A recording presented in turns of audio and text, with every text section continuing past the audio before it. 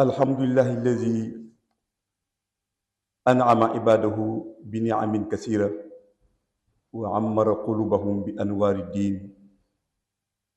جعل رمضان شهر الخيرات.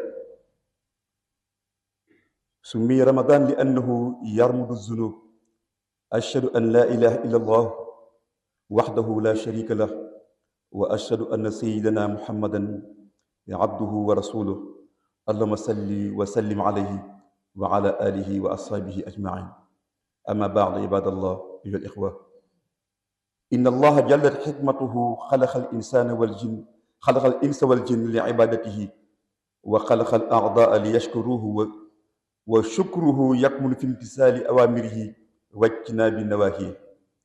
اعلموا بأن من أعظم شعائر الدين وأركانه صيام شهر رمضان الذي يتطلب منا الاستعداد التام له. فها نحن الآن على أعتاب الشهر العظيم، شهر رمضان المبارك، شهر الصيام والقيام، شهر الرحمة والمغفرة والعتق من النار. إنه شهر تفتح فيه أبواب الجنان وتغلق فيه أبواب النيران وتصفد فيه الشياطين. فكيف نستعد لهذا الضيف الكريم؟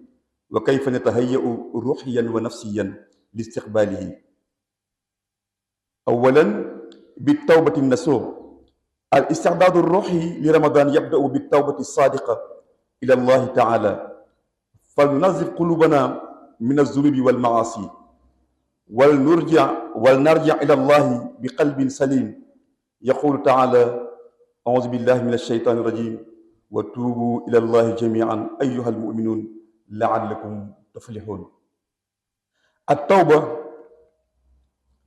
هي البوابة الأولى للقاء الله في هذا الشهر الكريم. ثانيا، تجد النية.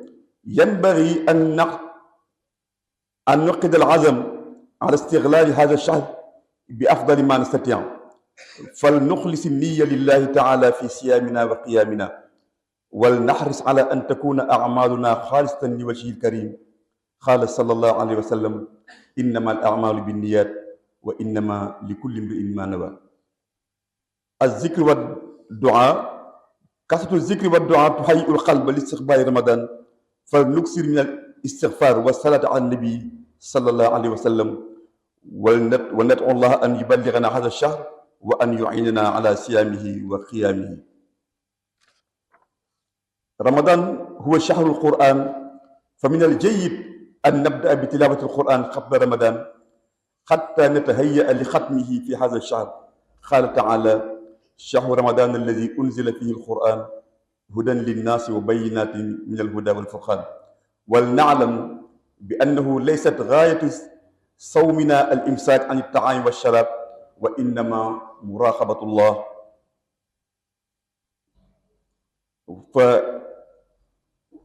فنبعد عن غضبه راجيا رحمته وعفوه، فيكف الجوارح عن معاصي الله، كما قال صلى الله عليه وسلم: الصيام جنة، فإذا كان أحدكم صائما فلا يفسخ ولا يجهل، فإن امرؤ قاطعه أو صاتمه فليقل إني صائم. الحمد لله الذي فضل رمضان على سائر الشهور، نحمده حمدا يليق بجلاله، وأشهد أن لا إله إلا الله، وأشهد أن سيدنا محمدا عبده ورسوله. عباد الله، فلنحسن النية والعزم للدخول في رمضان، ونستعد لاستقبال الضيف المبارك لكي يشهدنا يوما لا ينفع مال ولا بنون، وندرب أنفسنا على الاستعداد النفسي مثل ضبط النفس. رمضان شهر الصبر، والصبر هو ضبط النفس عن الشهوات والملذات، فلنتدرب على ضبط أنفسنا قبل رمضان بالتقليل من الأكل، التخفيف من المشاغل الدنيوية، لنجعل رمضان فرصة للتقليل من الانشغال بالدنيا، ونركز على العبادات والأعمال الصالحة. فلنحد من استخدام الهواتف ووسائل التواصل الاجتماعي، ولنخصص وقتا أكبر للعبادة والتفكير في خلق الله. رمضان هو شهر الفرح والبركة، فلنستقبله بقلوب مفعمة بالتفاؤل والسرور. قال صلى الله عليه وسلم: للصائم فرحتان يفرحهما، إذا افطر فرح بفطره، وإذا لقي ربه فرح بصومه. لنجعل لأنفسنا برنامجا يوميا في رمضان يشمل الصلاة والقيام وقراءة القرآن والدعاء، فلنخطط لأوقاتنا حتى نستفيد من كل لحظة في هذا الشهر الكريم. أيها الإخوة، من يوعد الله بأنه سيعطي كل يوم طبقة طعام لإطعام أسرة محتاجة لوجه الله، من ينذر بأنه سيصل قطيعا، من يوعد الله بأنه سيحيي المسجد بالذكر الجماعي كل ليلة لوجه الله.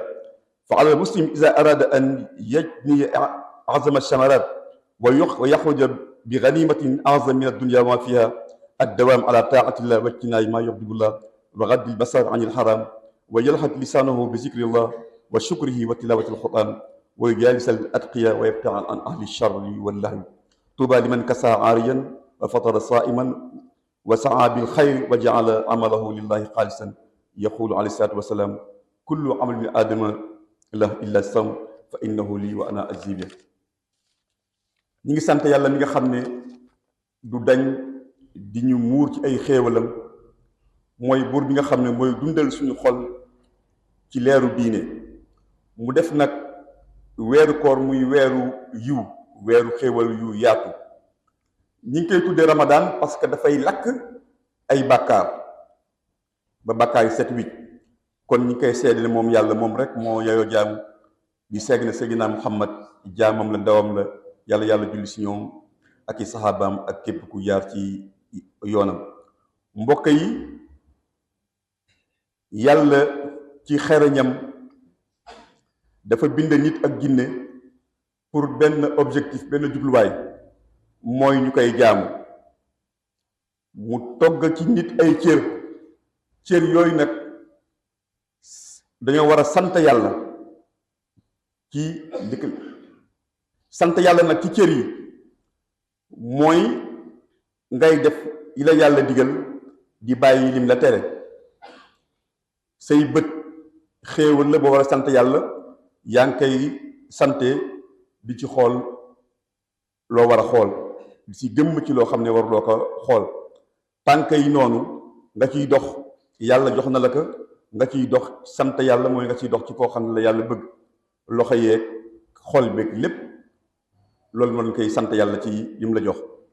ngeen xam ne nag bokk na ci liy màndargaal diine li ci gën a rëy ak ponki diine mooy weeru koor.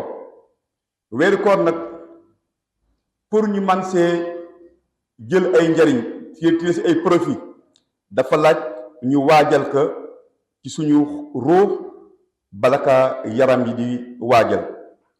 jamono bii ñu ngi nekk pekk ci buntu weeru koor woowu, muy weeru màgge woowu, muy weeru koor ak weeru fas yéene taxaw ci guddi yi, muy weeru yërmande, waaye muy weeru jéggal ak weeru yàlla goreel la ci sawara. te bu la yàlla goreelee ci sawara, loo mën a def itam yàlla dala koy jéggal, boo deewee mu yóbbu la àjjana.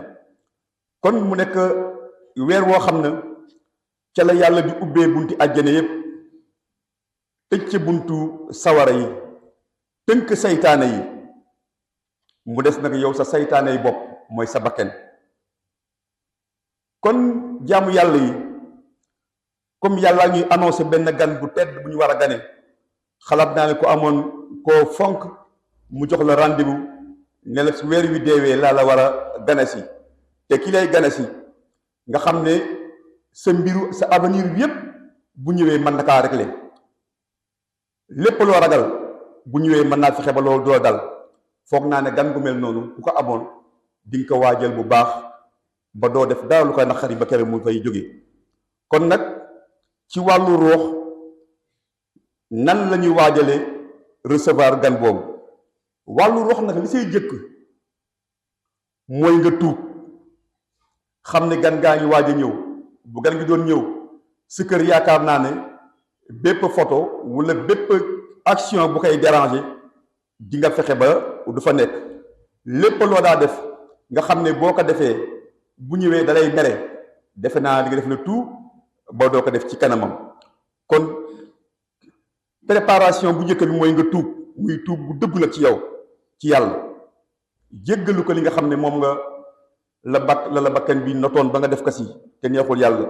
ci boobu nag da ngay laabal sa xol ci ay bàkkaar ci mooy yàlla, jéem a laabal sa xol loo man ci iñaan, mbañeel ak lépp loo xam ne da nga koy ëmbal sa mbokku jullit te jaaduwul, nga xeex ak sa bakkan bu baax a baax ba loolu dañ, nga delluwaat ci yàlla ci xol boo xam ne xol bu mucc ayib la, comme ni ko yàlla waxee. yàlla nee ci alxuraan, tuub leen dellu leen ca yàlla yéen ñëpp, yéen jullit ñi, ndax te ngeen texe. ndax su ngeen bëggee texe, mu ne yéen ñëpp da ngeen ngi dawaat dellu sa yàlla.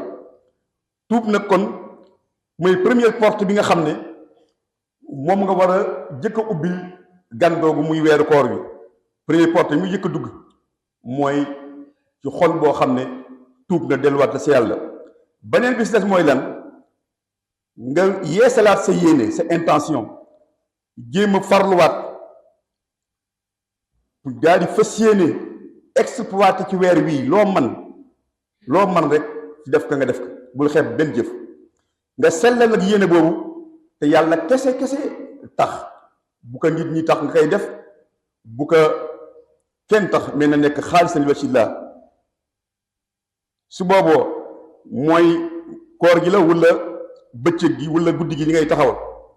nañu xër nag pour suñu jëf yépp mu nekk jëf yoo xam ne yàllaa tax, comme ni ko yonente wax. yonente bi nee na mbir yépp fondement bi mooy intention, mooy yéene bi.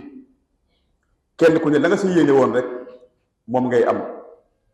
bu naa fi lay rafetee waaye nga yéene woon si ñu ne kii day ni muy taxawee moom daanaka bu nelaw, su boobaa nga siy am. bu koor gi rafetee alxuraan bi waaye yéene bi sellul, moom it doo ci am dara. kon li ëpp solo mooy nga waajal ko ci yéene bu sell boo xam ne si diggante ak sa borom kenn raxu ci, moom rek moo tax nga koy def. ak beneen bi si des mooy nga bari ci sikkar ak di ñaan yàlla. loo ci def doyul. tur wooy sikkar, istixfaar booy def, lim boo ci def rek jàppal ne doyul. ñaan boo ci ñaan yàlla jàppal ne doyul. yonte bi nee na même laase bi ngeen di takk seen dàll sax dina ko ñaan yàlla soo koy ñaan rek nekk soppeem. ci loolu kon na nga waajal sa xol ci ay sikkar, ci waajal ci teeru weer woowu ñu bari ay istixfaar ak di julli ci yonte bi nga xam ne mooy lépp, mooy buntu lépp. loo man ci saatu annabi dee ko def. ngay ñaan nag fii mu ne àggaguñ si, naan yàlla nag ma fi bàyyi ba ma fekke weeru koor, ba man kaa oor comme ni ko diglee. te yàlla boobu ba ma ko fekkee, yàlla na nga ma dimbali ba ma oor ka comme ni mu yelle. ci loolu xam ngeen ne weeru koor ca la ñu wàccee alxuraan. moo tax jullit bi dafa war a jéem, même buy ijji sax muy napp na bi fii mu ne jëm weeru koor, xam ne weeru alxuraan la. donte chaque jour mu sas boppam benn page wala ça dépend ci man-manam lu mu ci man rek. l'essentiel mooy na koy jéem ci weeru koor bi xam ne yàlla da koy gën a ful. comme ni ko waxee ci alxuraan ne weeru koor de ci laa wàccee alxuraan pour ak jub ci yéen ak ay leeraange ci jub. kon nañu xam ne jubluwaay bi ñu yàlla farataale koor waxul ne rek bu leen lekk bu leen naan, mais dafa bëgg muy occasion boo xam ne dañuy sentir yàlla, di sentir ne yàlla mu ñuy contrôler fu ñu nekk, di xool lépp lu koy mere ñu sori ka, di yaakaar nag yërmandeem, ragal mbugalam. boobu nag suñuy cër ñu fexe lu ñu man ñu fekk ba du mooy yàlla, comme ni koy yonte waxee ne or pakk la. moo tax kenn si yéen bu ko yàlla dimbalee ba muy woor, bu mu def lu bon, bu mu tooñ. su fekkente sax dafa am ku bëgg a yàq kooram, di ko entraîner ci terrain boo xam ne di ko xas wala mu wax ko wax ju ñaaw, naka ne rek du ma tontu parce que man damaa woor. barakallahu li wa lakum fi qur'ani al karim wa nafa'ani fihi wa ayati wa zikril hakim.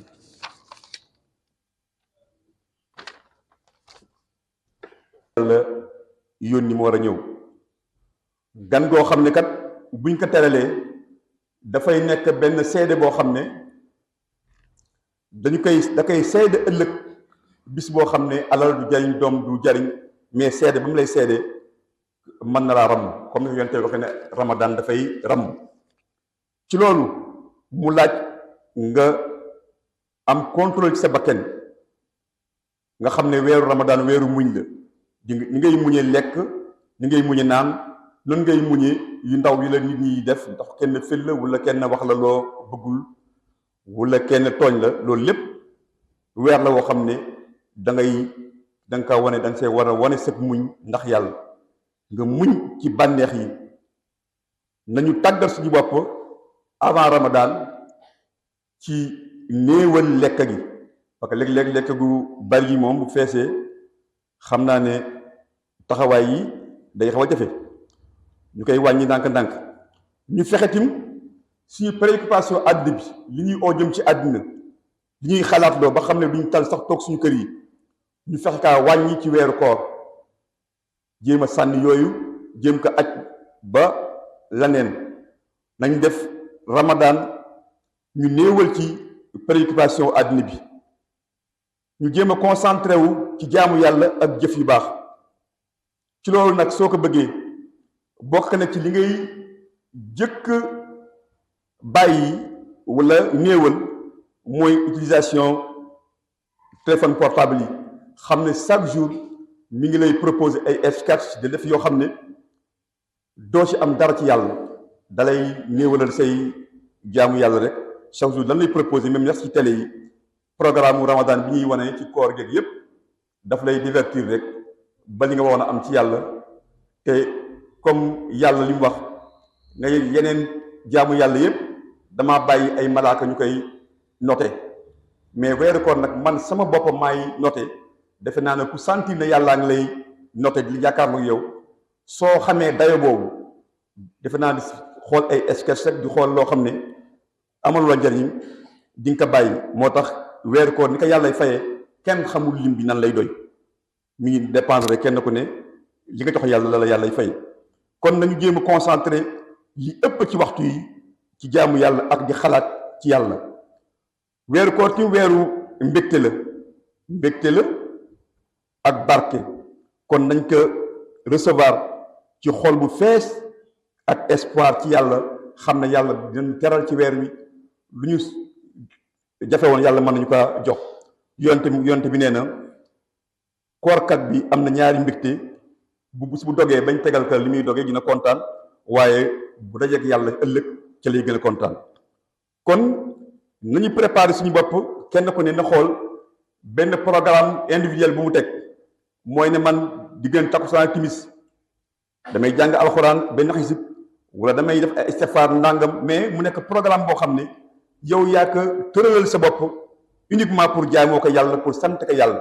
kenn ko loolu moom moo koy xoolal boppam moo xam guddi gi la moo xam bëccëg la. ngay ci bari jàng alxuraan ak di ñaan lu ñu mën a jariñoo ci waxtu yi nañ ci def maximum. kon mbokk yi kan mooy jaayanteeg yàlla ne man day weeru koor wi am na famille boo xam ne xam naa ne dañuy taxale pour am ndogu nga jaayanteeg yàlla ne famille boobu man maa ngi jox ndogu su ma toggee ba pare nee ne yàq boo xam ne dañ koy lekk bu suur. xam nga yàq moom defe naa ne amoon na bu njëkk ci ñëpp ko xamoon mais léegi mi ngi raar ay vertu bu raar la mais bu njëkk ku mu sa togg pas sax ki nga koy jox daf ko soxla mais signe de wane rek ne dama laa bëgg la woon dañ daal tibbal kenn koy yóbbu sa morom ak ñàkk ab yàq. léegi nag am na ñoo xam ne wóor na ne sama dëkkandoo bi day taxale nga wax ak moom ne que chaque jour man su ma toggee dafay des dinaa la jox maa la assuré ndog ba weeru koor jeex. kan mooy jaayanteeg yàlla ci loolu yàlla jël ko. kan mooy wax jaayanteeg yàlla ne diw ma ne suñu diggante neexul woon waaye ngir yàlla ak weeru koor dinaa def première pas dina ko baal ma ax. ibadallah inna allaha ya'muru bil ihsan wa ita'i dhil qurba wal fahsha'i wal munkari wal baghi ya'izukum la'allakum tadhakkarun yaghfirullahu li wa lakum wa lisa'iril muslimin.